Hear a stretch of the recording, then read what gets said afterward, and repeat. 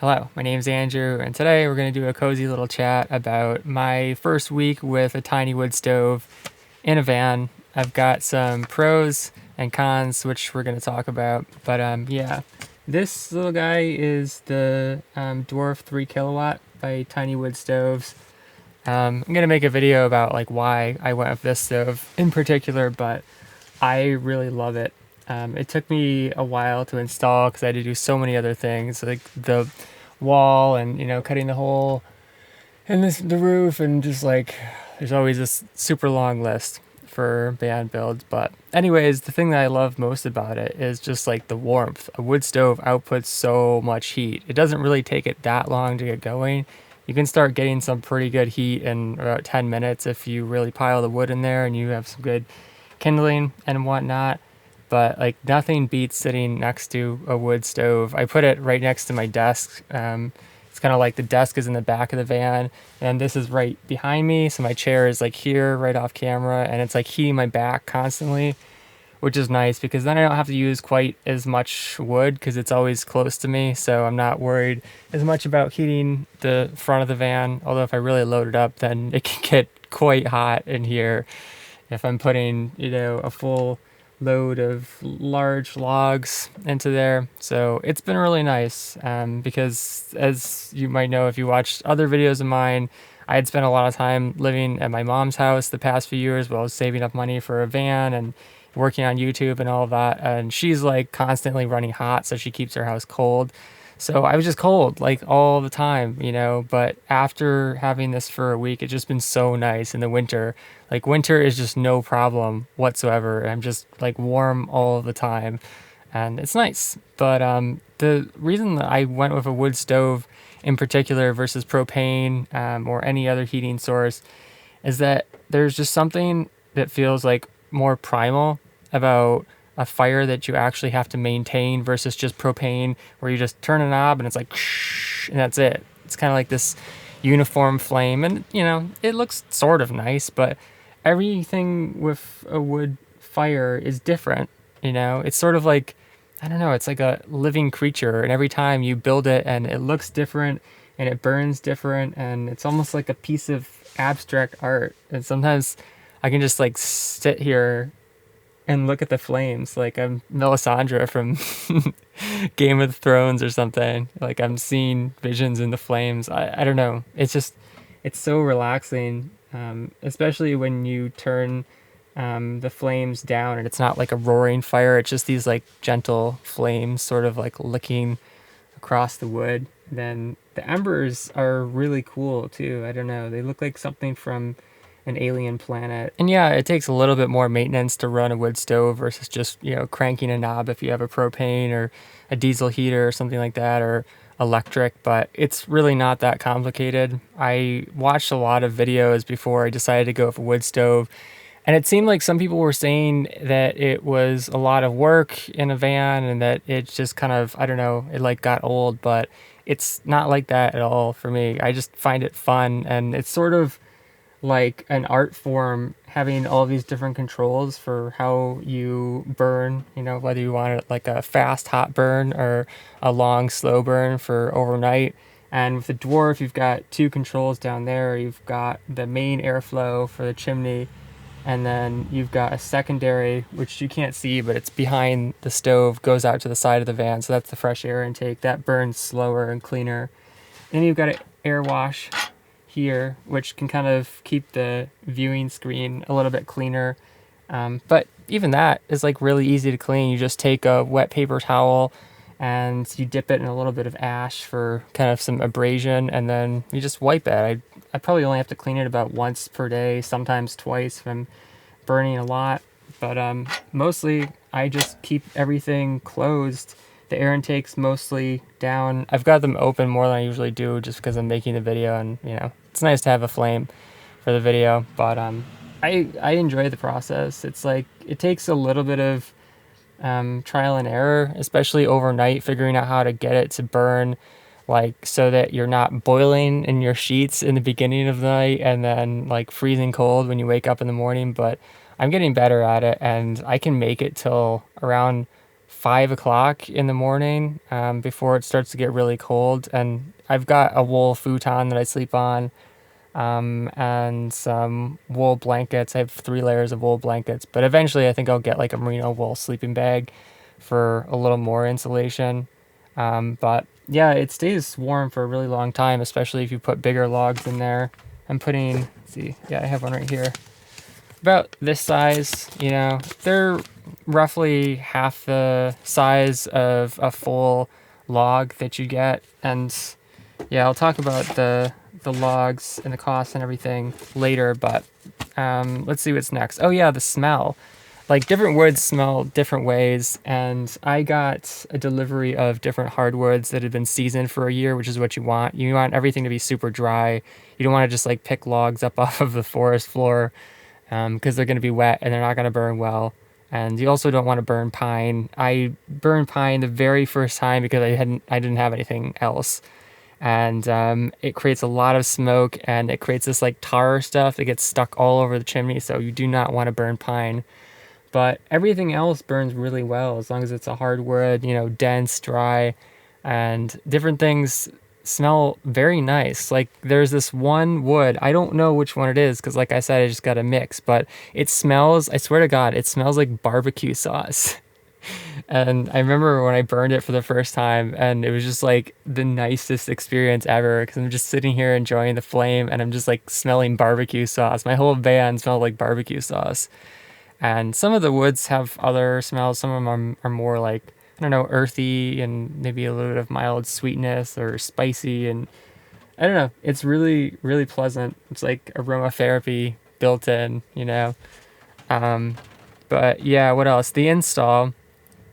The install is actually really easy. It seemed complicated at first because there's a number of different parts you have, but honestly, it's pretty simple. I mean, just have the base. I put mine about 10 inches off the floor. You want it close to the bottom of your van or your tiny space, wherever you're installing it, because heat rises, obviously. So you want it to be closer to the floor. You can even get one of those fans, which I definitely want to do because a lot of the heat is going towards the top of my van right now. But essentially, like the heat from the chimney pipe like converts into electricity. It runs the fan and like blows it back down, which is really cool. So I'm gonna get one of those at some point, but it's fine for now. But yeah, and then I just put a stone underneath it, little stone hearth that I got for free from my mom's garden, which looked really nice. And then you put the stove in, you bolt it down, and it just goes out to the top of the roof. You cut a little hole and then just screw it in. Very simple install, to be quite honest with you. And actually, I went through with a full install for a propane stove, the Newport from Dickinson. And I hated it so much that I actually uninstalled the whole thing, like all of the tubing running through the van to deliver the gas, and the propane tank under the van.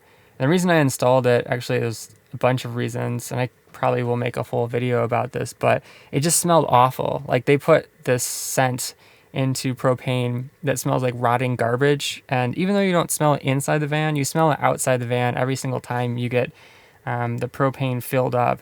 And it was just awful, compared to a wood stove. It just smelled like rotting garbage. And I didn't want my van to smell like rotting garbage, even if it was just on the outside. And then there's this whole thing of like having to snake the tube through the van, and then you have to mount the thing underneath the van, which is a huge pain in the ass. It's really difficult to get there.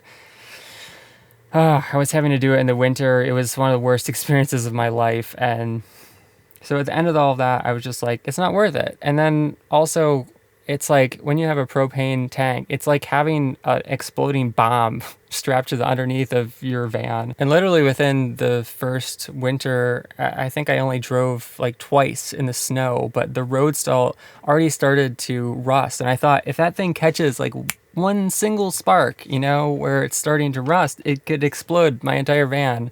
You can look up videos of this, and it's kind of like horrifying. So anyways, I uninstalled it, and the install for the wood stove was so much nicer. Just there's no moving parts, there's no maintenance. It's just literally nature. You're just burning wood. It's the most primal, simple thing that you could possibly do for heat. What's next? Oh, chopping wood. This is something that people complain about as if it's like a chore or something, but I love chopping wood. It is so much fun. I've actually never chopped wood before in my entire life, but I don't even have that good of an axe, but it's not hard. I mean, you just get kind of like a stump, that can absorb some of the impact. And then you just take a good measured swing at it, and it really doesn't even take that much force to split the logs in half. And I got a full cord of hardwoods, like I said, and they're the full length. So I have to cut them in half or sometime in thirds using a miter saw, one of these. And that's really easy. If I was out somewhere and I had to do it with an axe, I could do that. It's not that hard. But there's just something so satisfying about hearing that thwack, like when you've hit a log the right way, it almost takes no effort at all. It's just like that initial impact just splits the wood in half. And then, you can make smaller stuff. Like, let's see. I've got, these cut down to size. You just keep splitting the log in half and it makes different sounds. I guess to me as like a drummer, someone that was into percussion, I love the sound of like wood. It reminds me of a drumstick or something. And the smaller you make them, the different sounds they make. It's very satisfying, and you can do it in bulk. I mean, you could chop enough wood for the whole week in half an hour or less. It really doesn't take that much time.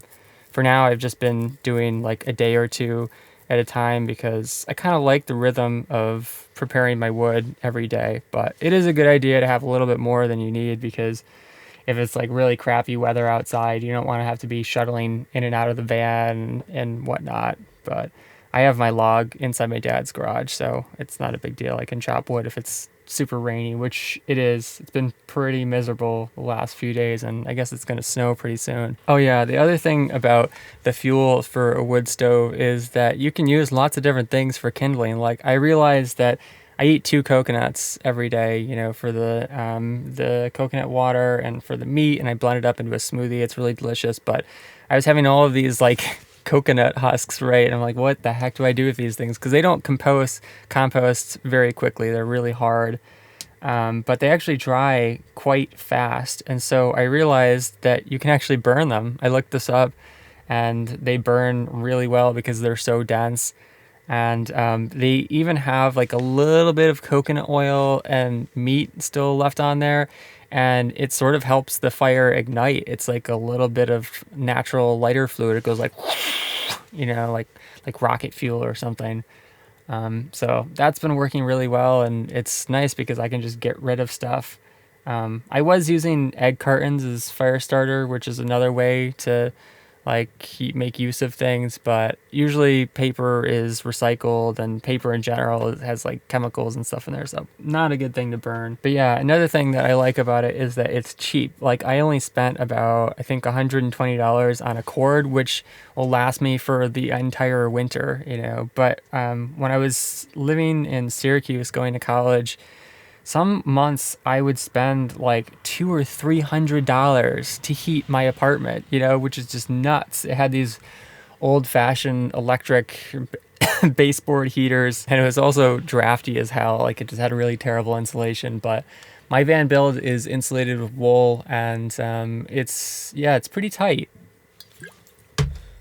The one thing I do have to do though is make a couple more window covers. I started working on the one for the cargo window there. It's got wool, about an inch of wool inside, and then has canvas on the outside, and linen that's touching the window, so it's a little bit more breathable, and then magnets so it's easy to put up. But I need to make 2 for the back cargo windows because they let out a lot of heat, and that's kind of one of the most important things for an overnight burn, is not just like how much wood you have and how warm the stove is, but how insulated it is. You need to retain the heat, and if it's escaping, then it doesn't really matter how good your stove is. All right, so those are the pros, but let's talk about a few cons. The number one I have is prep, and I said that I like chopping wood, which is true, but you do have to consider the fact that if like you ever forget to have a bunch of wood ready, you know, if you got home from, I don't know, a concert or something, and you'd forgotten to prepare wood, and then it's like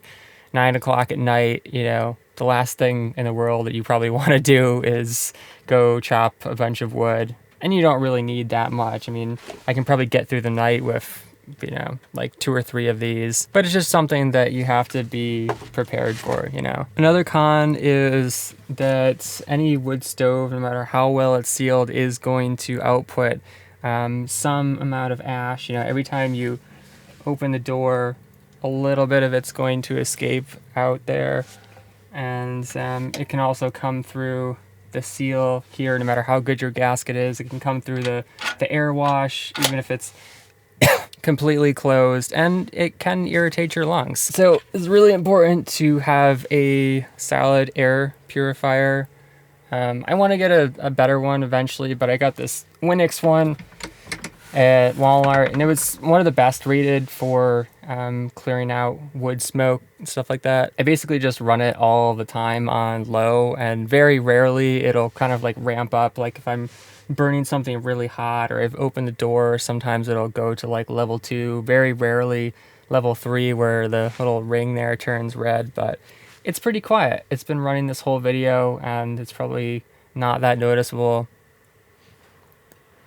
But kind of related to that is the fact that you do need to have a CO2 monitor, smoke detector.